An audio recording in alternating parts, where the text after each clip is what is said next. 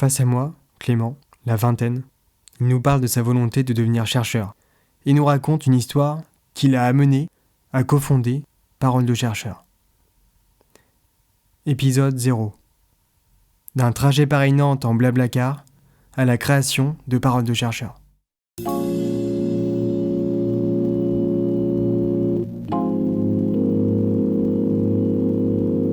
Parlez-nous de la recherche. Un podcast de Paroles de chercheur. Que signifie être chercheur ? Comment choisir sa discipline, déterminer son objet d'étude, surmonter ses premiers doutes ? Qu'est-ce que la vie de chercheur ? Comment sont-ils perçus par leurs familles, leurs amis ? Les chercheurs nous parlent de leur vécu, des rencontres qui ont changé leur carrière, des convictions qui les animent quotidiennement, celles de comprendre la nature, d'expliquer les sociétés, de diffuser les savoirs. Les chercheurs se racontent, te racontent, nous racontent. Vous écoutez, parlez-nous de la recherche.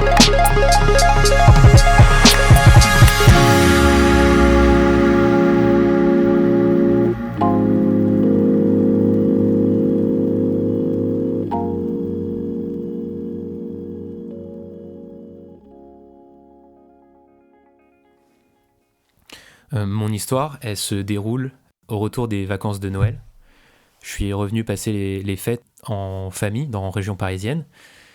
Et je dois repartir à Nantes, où je suis en classe préparatoire. Je suis un cursus de classe préparatoire. Et donc, il y avait des grèves au niveau des trains. Donc, j'ai pas pu... il y a des grèves à la SNCF, j'ai pas pu prendre le train. Et donc, je suis revenu par voiture et par Blablacar. Donc, pour contextualiser un petit peu, il doit être 9h, un dimanche matin. Je suis à Porte d'Orléans. Et donc, j'embarque dans une voiture avec le conducteur et deux autres personnes qui sont deux étudiantes à Nantes. Une étudiante en école d'art et une étudiante en architecture. Et donc, on commence, on roule. Et au bout d'une vingtaine de minutes, c'est le temps des présentations. Donc du coup, chacun se présente, dit ce qu'il fait dans la vie et on connaît ce rituel. Le but, c'est d'enclencher des discussions. Et donc le chauffeur commence à se présenter, puis les deux étudiantes qui sont avec moi. Et puis ce chauffeur et les deux étudiantes commencent à parler. Ils parlent des nouveaux bâtiments qui ont été construits sur l'île de Nantes et ils parlent aussi de manga. Et donc ça fait un petit bout de discussion. Et puis vient le moment où moi je dois me présenter. Et donc je lui dis je suis étudiant en classe préparatoire, mais moi je vais devenir chercheur en sociologie. Et lui il me répond ah ouais, d'accord. Et puis jusqu'à notre arrivée à Nantes, il n'y a plus aucun mot qui sera prononcé pendant le trajet. Il met la radio et ça a coupé toute discussion.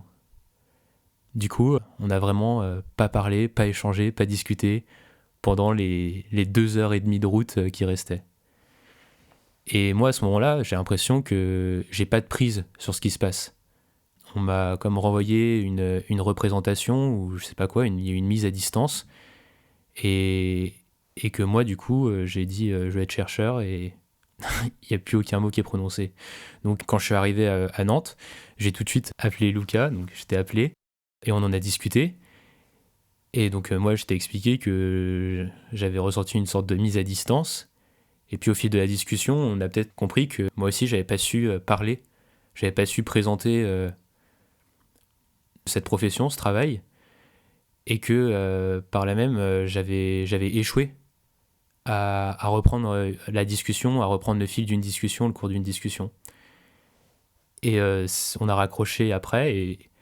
Je sais pas si tu fais ça aussi, mais des fois tu dis mince, j'ai pas su quoi répondre à ce moment-là, et j'ai une punchline, mais elle arrive trop tard. Du coup, tu cherches des punchlines pour te dire ah putain, pourquoi j'ai pas répondu ça à ce moment-là.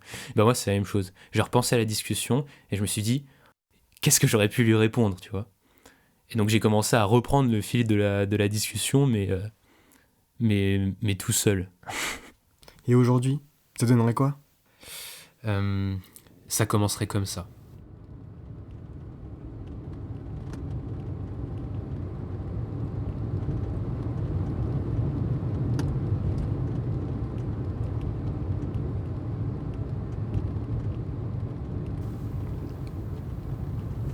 Ah, ok.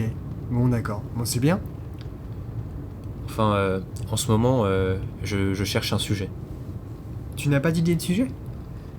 C'est pas évident, hein. Y a aucun sujet qui s'impose à moi, en fait. Je cherche un sujet et c'est dur. Ouais, ça c'est dur. Tu commences à penser tout ce que tu fais, tout ce que tu vois comme des sujets potentiels. Tu t'assois à une terrasse de café, tu penses au métier de serveur, aux clients qui consomment, au choix d'aller dans ce café et pas dans un autre. Quand tu vas courir, tu te demandes pourquoi court-on?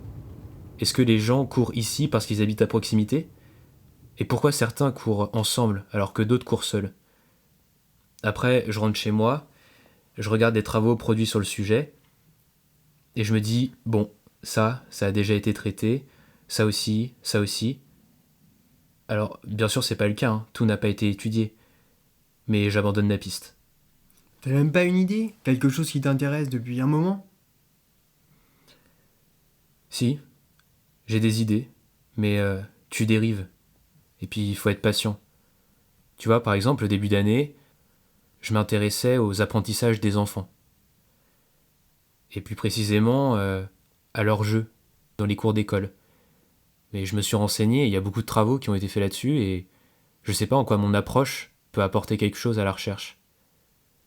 Et puis j'ai fait un mémoire semestriel, dans le cadre de mes études, sur les parcs. Et là, je me suis intéressé aux pratiques des enfants, toujours, mais aussi aux pratiques de leurs nourrices et aux pratiques des parents, lorsqu'ils se rendent au parc. Et je me suis aperçu que l'échange prend une grande place dans les relations et dans les activités qu'il y a au parc. Et ça m'a permis de reconsidérer les enfants par ce prisme. Et donc là, je me suis aperçu, enfin j'ai surtout étudié l'apprentissage et les pratiques de l'échange des enfants. Et je me dis, il y a quand même quelque chose à creuser de ce côté-là. Tu vois, il y a des enfants qui détournent l'usage des jeux pour s'échanger leurs jouets.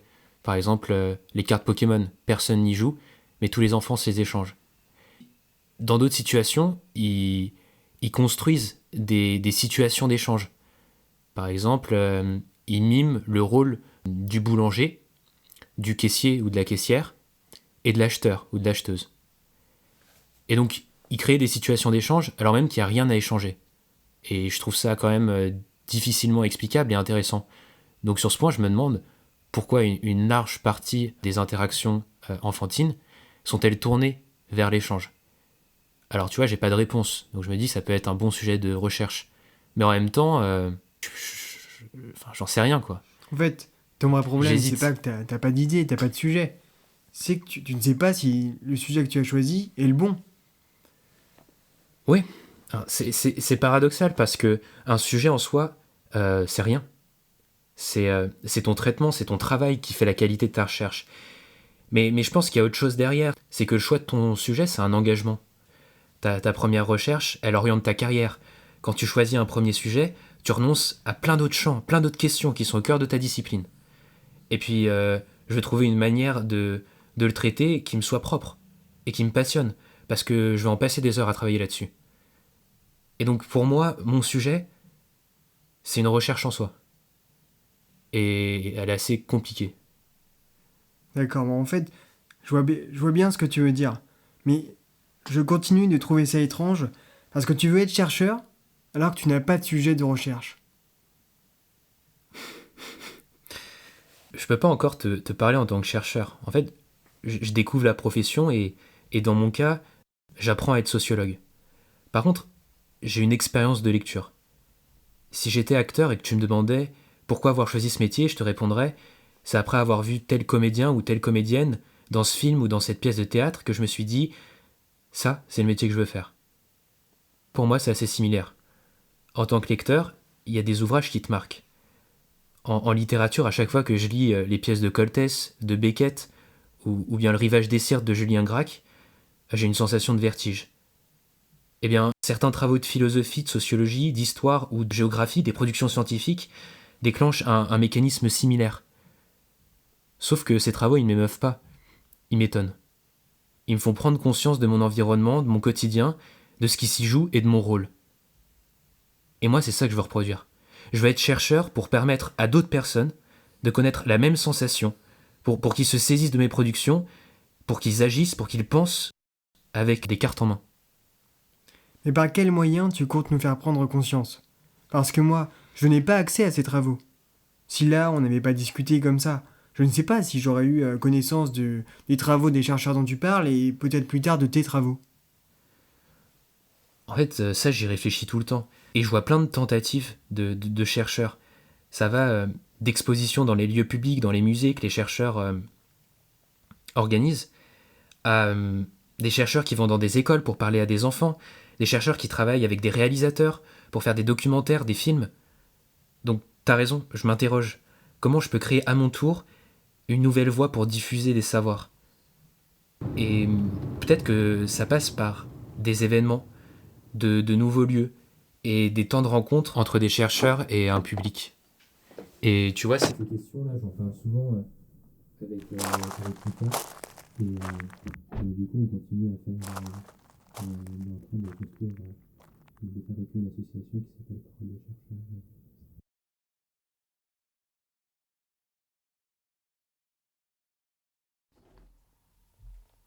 Il y a un paradoxe. Toutes ces questions sur le métier de chercheur, sur son rôle, sur notre choix, sont au centre de nos discussions quotidiennes. Pourtant, lorsqu'on nous les pose, on nie leur existence. Au lieu de taire nos doutes, nous avons décidé aujourd'hui de nous en saisir. Créer Parole de chercheur, c'est apporter une première réponse à toutes ces questions.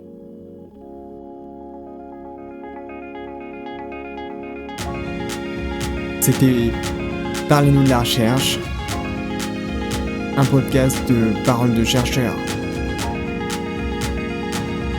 Ce podcast est disponible sur YouTube, Deezer, Spotify et Apple Music. Pour assister à un événement Parole de chercheur, retrouvez-nous sur paroledechercheur.fr. N'oubliez pas de liker, de partager, de commenter et surtout d'écouter les paroles de chercheurs.